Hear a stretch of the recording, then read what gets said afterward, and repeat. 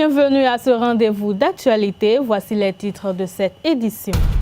Vous suivrez dans cette édition l'intervention de Judicaël Roch-Rouanou et Boris Tougan, respectivement directeur général adjoint du quotidien L'Informateur et directeur général du magazine panafricain L'Enquêteur, sur le limogeage assez mystérieux du ministre des Transports, Hervé Herromé.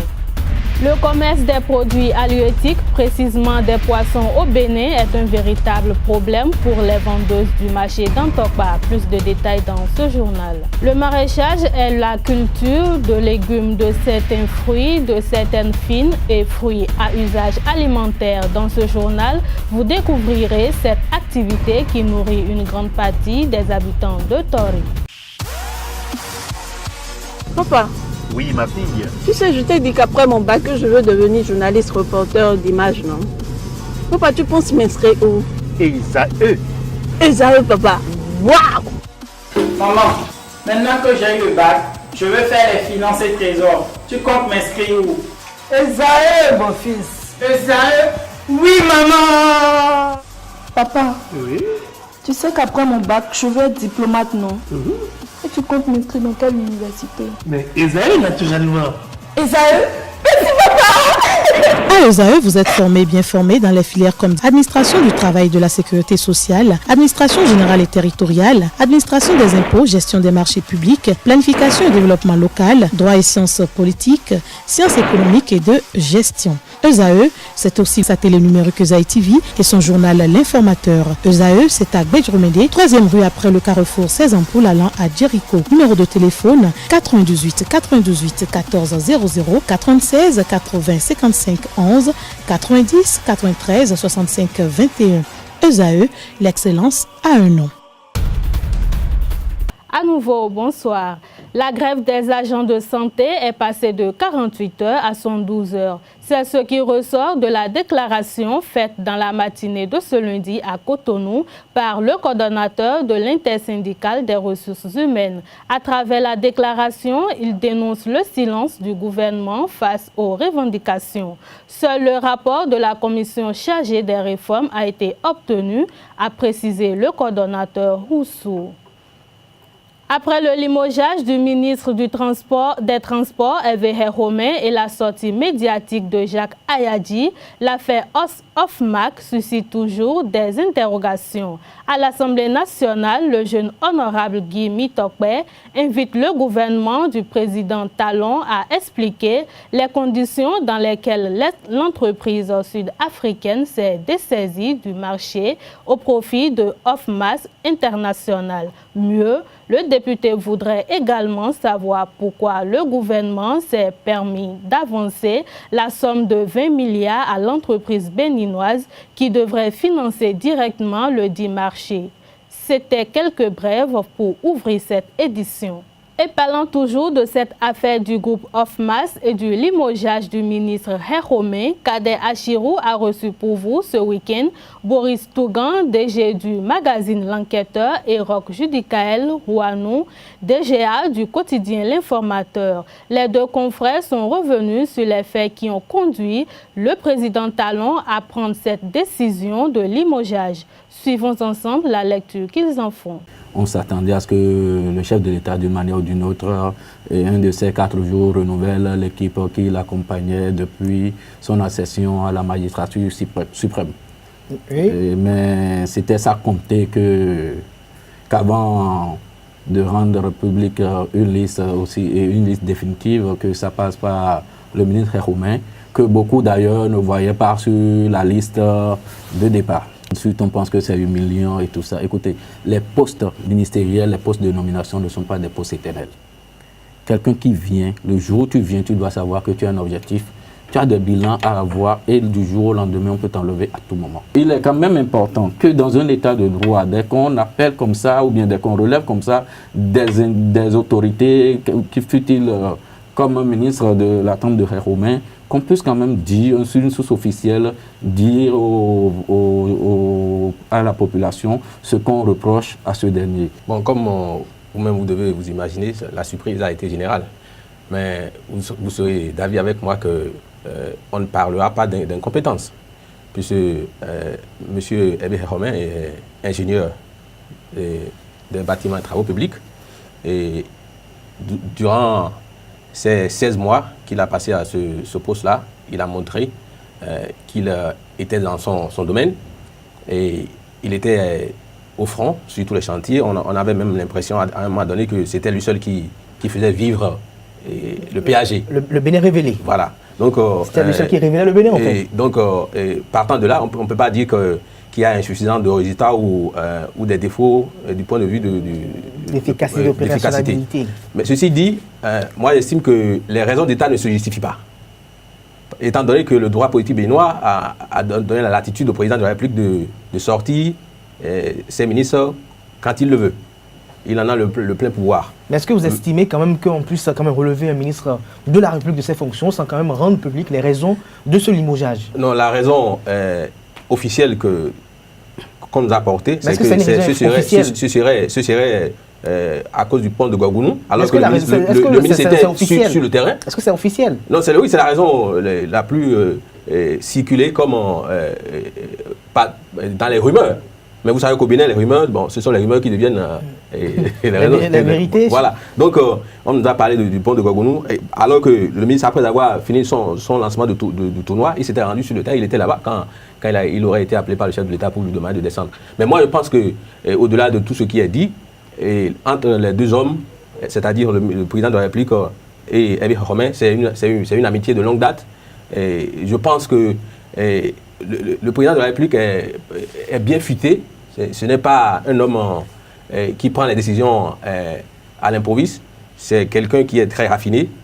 Moi, j'estime qu'il doit avoir ses raisons et que, bon, il trouvera un bon moment pour rebondir. Dans la commune de Toribocito, l'arrondissement d'Avamé, comme la plupart des localités éloignées de Cotonou, est privé de l'énergie électrique. Une situation qui plonge au quotidien population et autorités locales dans la pénombre après le coucher du soleil. Une équipe de notre Web TV s'est rendue à Avamé pour faire le constat.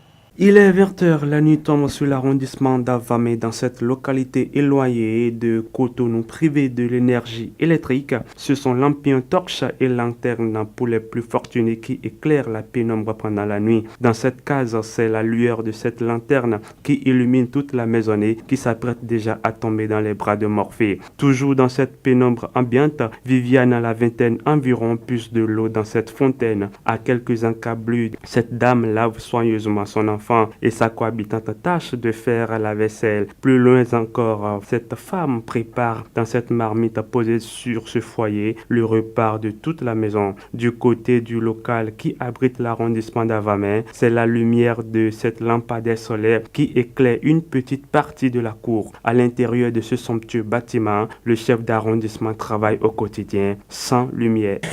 Cela n'a pas d'autre explication. Nous sommes là. Des fois, vous êtes tenu de rester au bureau jusqu'à 20h, 21h. Mais je suis obligé soit d'allumer un groupe électrogène ou bien de travailler avec mon portable ou bien une lampe torche. Parce que l'arrondissement est dépourvu d'électricité. Mon arrondissement n'est pas électrifié. J'ai, disons, un lampadaire solaire. Ça permet quand même d'éclairer une partie de la cour, une partie de l'extérieur de l'arrondissement. Donc pour le moment, voilà comment je me démerde. Comme la plupart des localités éloignées de Cotonou, la population et autorités locales de l'arrondissement d'Avamé, dans la commune de Toribocito, sont privées de l'énergie électrique de la Société béninoise d'énergie électrique. L'autorité locale fustille cet état de choses qui constitue un frein pour le développement d'Avamé. Il lance par ailleurs une doléance à l'État, aux structures publiques et privées afin de doter l'arrondissement d'Avamé de lumière. L'arrondissement de Tori-Avamé fait partie des arrondissements, disons, les moins lotis, les très très peu développés ou pas du tout développés. En dehors du joyau que la Loterie nationale nous a réalisé, c'est-à-dire le centre de transformation des produits agricoles, en dehors de ce centre-là, il n'y a plus rien d'autre comme infrastructure parce qu'il n'y a pas d'électricité. Donc, le développement à Vamey s'arrête là, alors que c'est le départ de tout développement. Si aujourd'hui l'électricité rentre dans Vamey, vous allez voir, ça va prendre un boom. Je profite de votre, disons, antenne pour appeler les bonnes volontés, l'État béninois et toutes les structures qui apportent un plus aux populations qui en ont besoin, de porter un regard sur Vamey. L'énergie électrique est un vecteur de développement durable dans nos localités. Vivement que les cris de détresse de la population de l'arrondissement d'Avamey trouvent un écho favorable auprès des autorités de ce pays. Au nombre des activités que pratiquent les habitants de Tori à Vamey, on peut citer le maraîchage qui est la culture de légumes, de certains fruits, de certaines fines à usage alimentaire. Cette activité nourrit une grande partie des habitants de cette localité. Quelles sont les exigences de cette activité? Élément de réponse dans ce reportage. Avec ses 2 arrosoirs, Cyprien jardinier à Torihla, dans la commune de Tori-Bocito, arrose au moins 2 fois par jour les planches de son domaine. Après le désherbage des planches, le quinquagénaire se sert des jeunes plantes de sa pépinière pour faire le repiquage. Il assure l'entretien des planches de son jardin.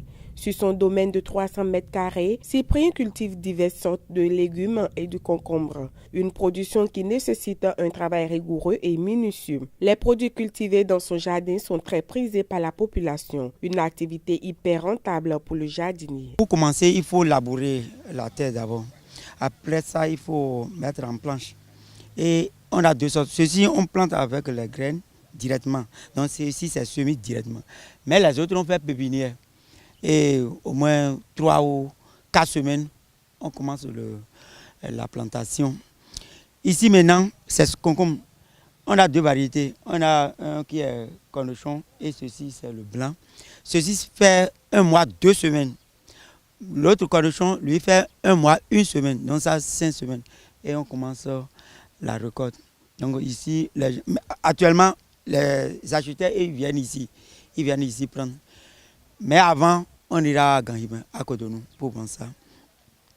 Pour les Amanvivers et Boma consorts là, il y a tous les jours, les preneurs viennent. Ils viennent prendre ça pour prendre ça au marché. Bon, dans cette zone, ça marche très bien. Parce que quand il y a cérémonie, les gens ils viennent prendre tous les samedis. C'est à cause de cela que ça ne grandit pas avant qu'on fait la récolte. Pour l'ancien producteur et vendeur d'ananas, la reconversion n'a pas été difficile, mais il a dû débourser beaucoup d'argent pour son installation sur le domaine et surtout pour acquérir l'équipement adéquat. Avant, je suis un producteur d'ananas. Donc si je sors de l'argent dans la production, je mets un peu dedans. Ce fourrage-là, ça m'a coûté 1 200 000 que j'ai fait. C'est ça. Donc, c'est le carburant seul qui est chaud là, qui est la difficulté. À part ça, il n'y a plus une autre difficulté. La consommation des produits maraîchers est gage d'une bonne santé. De grandes comme de petite taille, les poissons sont des produits de mer consommés partout dans le monde. Au Bénin, précisément au marché d'Antokpa, plusieurs types de poissons sont vendus et parmi eux, on peut citer les silures, les carpes et les sardines. Ces poissons sont commercialisés par les bonnes dames qui vont s'en procurer chez les pêcheurs. Ces dernières se plaignent de la mévente malgré la bonne qualité de leurs produits. Reportage. Les carpes, les silures, les sardines et les fruitins sont entre autres les poissons fondus au quotidien par les bonnes dames qui, pour la plupart, installés dans le marché de Dantokpa, sont des torfins. Qu'ils soient grands, gras ou petits, ces différents poissons proviennent des eaux douces et sont pêchés par des hommes équipés pour la circonstance. Kakabo minoko we vila kwada mi je filo mo sa kwada ugba kwade mi do ron we via idon ma yi lo mu o to nlo sa mi mi ra azun apo gbangbe apo kanlegbe acha kanlegbe mi ran wa apo gbangbe kwazun pe viti mi ran wa apo aton enedin o eti karite bo mi ran sa azun apo aton gbe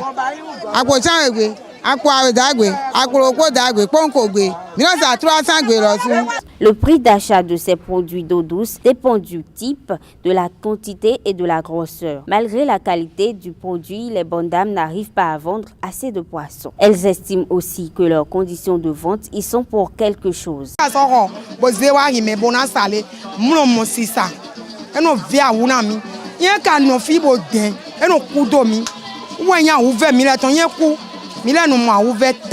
Akpavi ojan weti nyato wevi dao dao monele minosa bono into me osin wevi mi ho wevi lo boy va hio mi ka du aho muno mo kwelo no su bo sun le e no ro jire dowe kaka e no be wevi lo so mi si bono isa file vole ni amaka mo nlo ho na ba do dunu ko file ko ayi mi bia yi me o wevi o ga yi mo lo je mo no oto mi ka lo toji lo mo baba lo mi no toji.